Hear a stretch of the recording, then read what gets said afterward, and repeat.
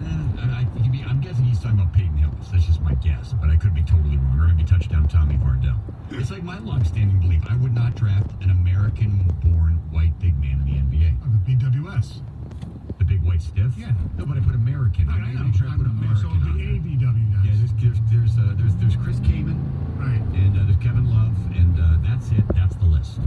I don't think consider Kevin Love, because he's not a center. I wouldn't consider Kevin Love in that category. Okay, great. Then that makes my list even smaller. Exactly. I love it.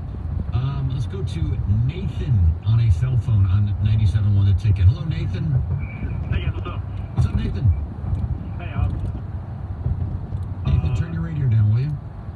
what? I'm sorry? Can you turn your radio down? Yeah, to the radio. Yeah, I'm sorry. That's okay. Go ahead. Yeah, no, if I could tell my 10-year-old self anything, I would tell him one thing, and probably one thing only. That it's Blueface, baby. Yeah. Thanks for that. Is that some, Nathan made his day. He got his, you win, Nathan. Norm on a cell phone. You're on 97.1 The Ticket. What's up, Norm? Hey there, guys. Hey, Norm. But, hey. So, my advice is not so much to my 10-year-old self, because I think I've followed this rule, but maybe the other 10-year-olds is never leave before the end of the game. Because if you do, you'll never witness the miracle comeback. yeah, you're right. I've missed a few. Believe me. That's a great point. Yep. Yeah, I'm always looking at the end of the game. My kids always yell at me, and because the NFL is pretty good for this in the last 2 minutes. Yeah. If you're down by 3 scores, people kind of shut it off, walk away, and I say, no. You can get a lot done in 2 minutes.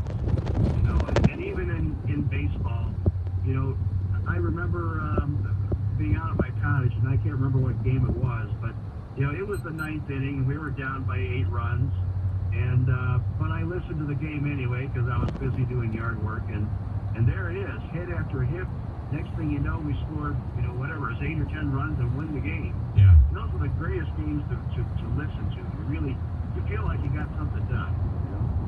It's a great point. I mean, it's if you leave a game early where the game is out of hand, you're going to be correct.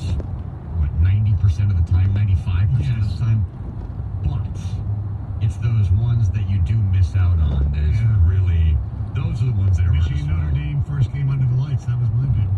You mentioned that a few times on the air. Yeah. I still don't get why you left. Like, my biggest one was it was a meaningless Tiger White Sox game on a Saturday night, and they were down by 6 runs in the 9th inning, and they came back and scored 6 in the bottom of the 9th, and they won in extra innings. And my son still to this day gives me crap about it. I remember that game. Do you Was it 12 or 13? Innings? In 2012 or 13. Yes. Yeah, and it was a Saturday. It was on Fox. It was the same day as the Western Michigan, I think, Michigan thunderstorm delay game. Yeah, I think it was the game. It was the same game where Michigan State lost to Notre Dame on a very controversial play by a defensive back. Anyway, it was a Saturday in September. Yes. I remember why I left.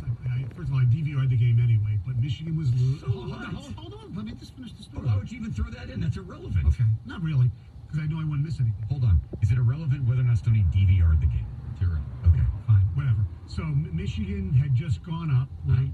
Michigan and my daughter had religious school early Sunday morning. It was a Saturday night game, and I said, you know what? It was a night game. If Notre Dame comes back and wins, I really don't want to see it, because I'll be pissed off and all that. So walking out, we heard, touchdown Notre Dame, and got in the car and listened to me come back. I was pissed. College football, man, you can score so fast now. I just don't. If it's within a score, you shouldn't go. I mean, look at trouble with the snap. I know. Funny you say that. Ticket text 97136. I almost turned down end zone tickets for the Michigan State game with the trouble with the snap. Even though Michigan lost, I was so happy to be there and see that play right in front of me. Gino in Ann Arbor. Oh, come on. You're a Michigan fan and you were glad you saw it? According to Gino in Ann Arbor. Good for you. But he DVR'd the game, so he was fine either way. Agree with Stoney. Save your energy and passion for things that really matter. I've wasted too much time and energy on watching man-children. No, you still be passionate and all that, but my point was just realize that these people that you're living and dying with and going crazy for, that you still should just realize that they don't give a rat's ass about you. That's all. One of mine is, and you kind of hit on it, Jamie, go to a big game. Go to multiple big games. When our teams get good again and they get into if you're Michigan fans, take your son to the Horseshoe. Yeah. Go down there and go to other put yourself places. in the environment. Yeah. It's so awesome. Like I didn't go to a road game in the NFL until '95. I went to the Steelers-Lions game. It was just so awesome. Yeah. I went to the NCAA tournament when I was a freshman in college and lucked in to see the Fab Five advance to the Final Four. Yeah. You know, it's just you take chances and you get burned sometimes, but you also see things that you just would never imagine. Like I went to the '88 NBA Finals at the Silverdome. It was Game 5, I think, and it was 2-2, and they just absolutely blew them out. It was insane. I was 14. I'm like, this is the craziest thing I've ever been to in my life. Another ticket text here from Joe. He says, your home team argument is bull. Go with teams that are worth your time watching. But that changes over time. So what are you going to, when the team's not good, you're not going to root for them? I just, again, in 1997, I lived in Detroit for a grand total of 3 years, okay? So I'm not going to sit here and pretend that I had all this stuff invested in the Detroit Red Wings.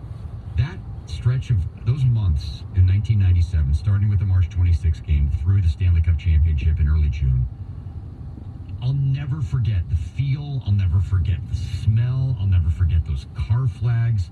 And that was me for 3. I can imagine what it'd have been like to be a 40-year-old and going through that. And that's what the scars lead to. Yes. That's what all the pain leads to. I mean, I know the Red Sox are so annoying now because they're always good and they're winning and whatever.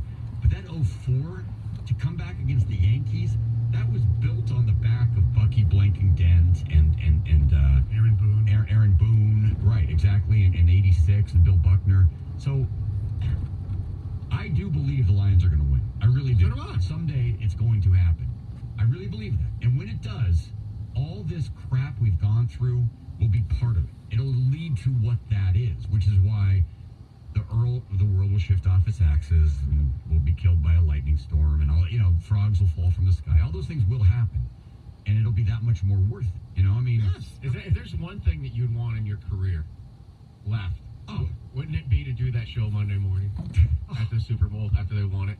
Or even just the Monday morning after they win the NFC Championship. I was going to say, the week leading up to it, I mean, can you imagine what it's going to be like? It just would be, just even like I go back to when they went to Philly that year and we all thought they were going to beat the Eagles. I mean, it was like, who's making the road trip? The march begins, blah, blah, She blah. can wear Lions garb and not hit the vet. I mean, Paul, you're from Miami. Okay, we've established that fact. I don't know, how old were you in 97 when the Marlins won the championship? Were you like a teenager? You're what? 14, okay? That was cool. I mean, great. But the team was 4 years old. And a lot of the players on that roster had been on the roster for exactly 1 year because they signed a bunch of free agents. It was great, but it's not like, the Cubs winning the World Series. Right. All right, 8:01. Time for a sports update with T.O. on 97.1 The Ticket. WXYT FM and WXYT HD1 Detroit. A radio.com sports station. Sports headlines. All day, every day. This is 97.1 The Ticket. Brought to you by Power Home Solar. First period goals by Ryan O'Reilly and Alex Petrangelo helped propel the St. Louis Blues to a 4-1 victory over the Boston Bruins in last night's Game 7 of the Stanley Cup Finals. A win that gives St. Louis the franchise's first ever Stanley Cup championship. Rookie goaltender Jordan Binnington stopped 32 of the 33 shots he faced to earn the Game 7 victory, a performance that would earn the praise afterwards of Petrangelo. He's been unbelievable since he came up here. It's a heck of a story. It's a good story for him to tell because where he was again, where he is now, it's pretty darn impressive. Meanwhile, O'Reilly was named the winner of the Conn Smythe Trophy as the most outstanding player of this year's playoffs. The Golden State Warriors look to force a Game 7 in the NBA Finals with a victory this evening over the Toronto Raptors in Game 6 of that best-of-7 series, which Golden State currently trails 3-0. Tip-off this evening from Oakland at 9.